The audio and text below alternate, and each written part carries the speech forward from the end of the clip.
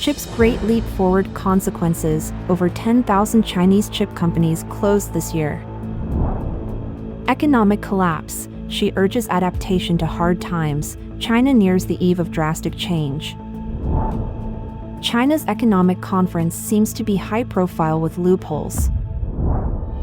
Post-US-China summit: US keeps issuing stern statements, approaching near breakup. It's all covered in today's China Truths. Chip's Great Leap Forward consequences: over 10,000 Chinese chip companies closed this year. The Chinese Communist Party vigorously promotes self-reliance, yet its ambitious endeavor to develop the chip industry has culminated in failure.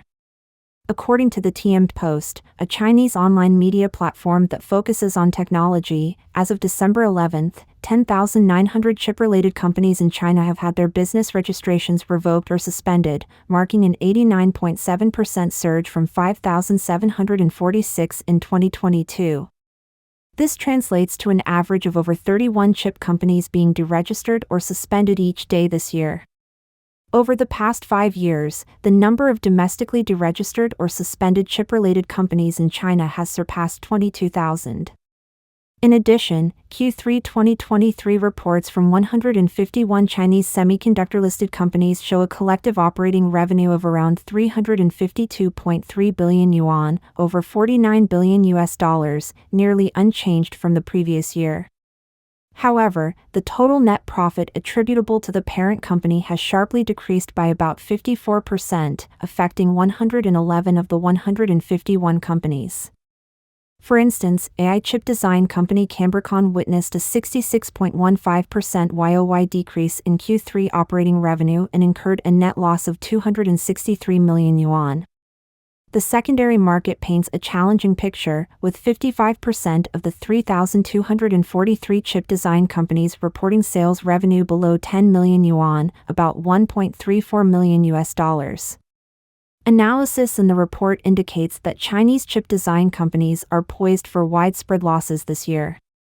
The industry faces severe inventory backlog and oversaturation, leading to an inevitable outcome of diminishing competitiveness and financial challenges. Economic collapse: she urges adaptation to hard times. China nears the eve of drastic change. Over the last 2 days, there have been reports of bus drivers employed at Liaoyang Public Bus Company in Liaoning Province going unpaid for almost a year. Despite being a state-owned enterprise, the municipal government has not provided funds, causing confusion. Recently, bus drivers initiated a large-scale strike, and other staff members united to gain attention on social media, aiming to highlight the lack of payment. Additionally, a major strike occurred among workers in Liaoyang Public Bus Company's repair facility 2 or 3 months ago. Furthermore, news emerged 2 days ago that Jiangxi Province ordered a comprehensive salary reduction for public servants. During the closed-door Central Economic Work Conference held by the CCP in Beijing from the 11th to the 12th, there was an emphasis on strictly controlling general expenditures, with party and government organs needing to adapt to a frugal lifestyle. Both pieces of news underscore economic collapse, pushing the CCP into a financial crisis. Speculation suggests that, as the saying goes, an army without provisions cannot be effective. For the CCP, the economic crisis is the biggest crisis. Beyond economic challenges, recent reports from various sources highlight dissatisfaction among CCP officials within the system with the current party leadership. The information was disclosed by Jin Hua, a pseudonymous high-ranking executive of a well-known Chinese media group, on December 12. According to Jin Hua, their main grievances revolve around Xi Jinping's counterproductive actions and chaotic decision-making, negatively impacting their personal financial interests. Notably, these individuals can be considered true power players. They are tied to capital, monopolizing or controlling various high-quality resources in a specific sector or region. If the CCP collapses, the likelihood of these individuals becoming warlords is significant. Moreover, a Weibo user recently shared a conversation with a professor from a provincial party school in an eastern coastal region. The professor, teaching CCP officials for decades, expressed that this year was the most shocking. When the professor asked a class of party secretaries from a Western region about their greatest pain and what improvement they most hoped for, almost unanimously, they replied with 4 words: governing the country according to law. The commonplace disregard for the law by Chinese officials makes their unanimous call for governing the country according to the law surprising. Some speculate that they believe it's true because without the rule of law, no one is safe. Others suggest that if this scenario is not intentionally fabricated, it indicates officials at the provincial and municipal levels have reached a critical breaking point. It is an indication that under Xi Jinping's rule, life is difficult for the people, and now, it's also difficult for the officials. Commenting on this issue, commentator Wang He suggested that this phenomenon indicates that within the CCP, only very few people still staunchly support the party. This implies that the CCP regime has completely lost its legitimacy, and China is on the eve of a mutation, approaching a critical point, and the collapse of the CCP regime is imminent. China's economic conference seems to be high profile with loopholes. The Central Economic Work Conference, CWC, of the Communist Party of China ended on the evening of Tuesday, December 12. The meeting promised to attach importance to economic growth, but experts analyzed that the lack of measures to boost consumer demand makes the vision of economic development empty talk. The CEWC generally sets the tone for next year's economic policy. This meeting promised to focus on the central task of economic construction and the primary task of high-quality development. Larry Hu, chief economist for Greater China at Macquarie Group, told CNN that Beijing may set its GDP growth target for next year at 4.5% to 5% or around 5%, which is consistent with the target for 2023. But other analysts question whether such growth will be achieved without stimulus measures aimed directly at consumers, something China has avoided talking about. On Wednesday, Citi analysts said there were no signs that China will introduce large-scale consumption support policies and no detailed discussions about increasing household income. Currently, Beijing is facing deepening difficulties, with weak consumption being the main drag. Although Beijing has repeatedly promised to expand domestic demand and stimulate consumption, it has not implemented any large-scale stimulus measures.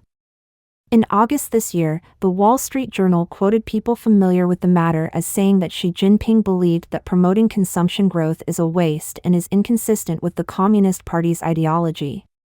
Therefore, he had a deep fear of directly sending money to the people to stimulate the economy. In addition to weak consumption, falling prices are a major problem, which China has acknowledged for the first time in years. The CWC meeting stated that it is necessary to maintain money supply matching the expected targets of economic growth and price levels. Increasing the money supply is one of the tools central banks use to combat deflation. Larry Hu said, "This is the first time they have mentioned price target." In other words, in the face of deflation risks, monetary policy may become more loose. This means that in the coming months, interest rates will be cut. Suk's announcement also deleted the phrase "houses are for living in, not for speculation."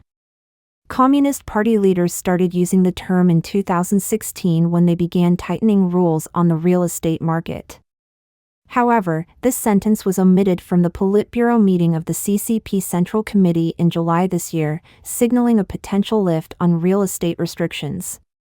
Analysts at HSBC said on Wednesday, the housing market crisis has become more urgent, adding that there were signs that the housing market crisis was spreading to the wider economy, including financial markets and consumer confidence.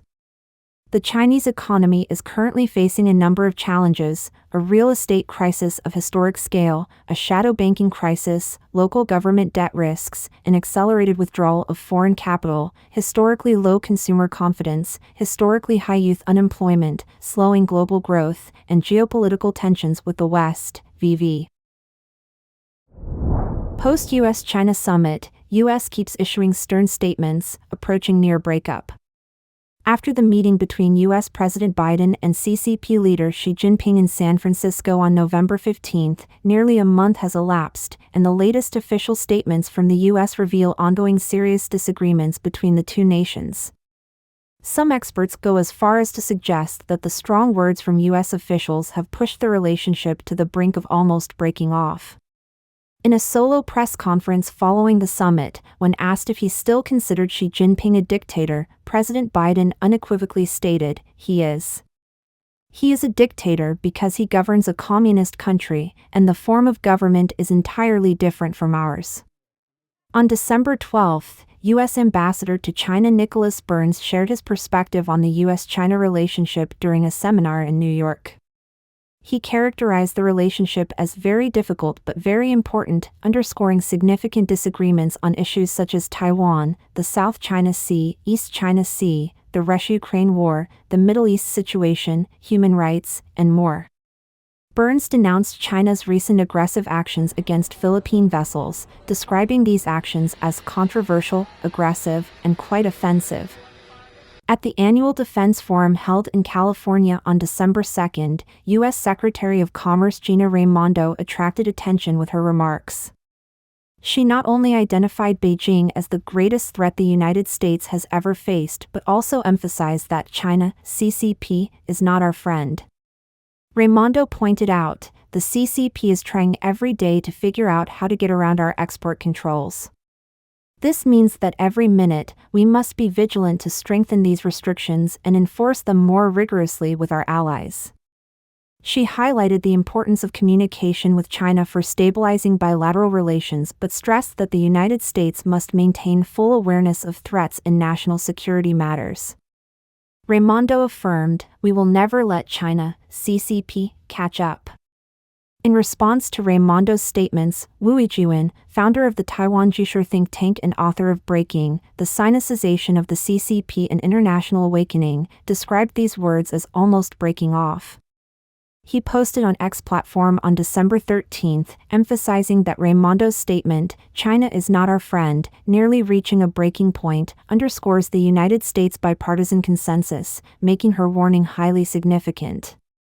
Furthermore, Raimondo also conveyed to the media that American companies are encountering an increasingly difficult environment for doing business in China, and Chinese hackers continue to launch intensive attacks on U.S. companies. During the Xi-Biden meeting, the U.S. Department of Commerce also engaged in negotiations with the Chinese delegation. Raimondo later told CNBC that she emphasized to the Chinese side during the talks that actions, not mere words, were required to alleviate the tensions between the two nations. She said, "Xi and his ministers expressed their desire for more foreign direct investment and for U.S. companies to conduct business there.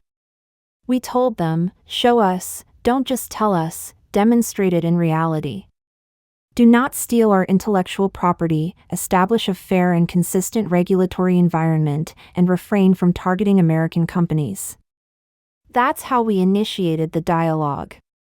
If we don't speak up, nothing good will happen. However, she acknowledged that there is still a long way to go in the business relationship between the two countries.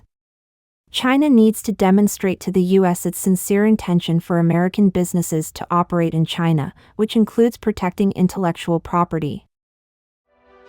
Don't forget to comment in the section below to share your opinions on today's topic with us. If you find the information helpful, please share this video with a friend to watch together. This will be a great source of motivation for our team to produce more and more quality and reliable videos. And also don't forget to like and subscribe to see more interesting topics from China Truths. Thank you for tuning in.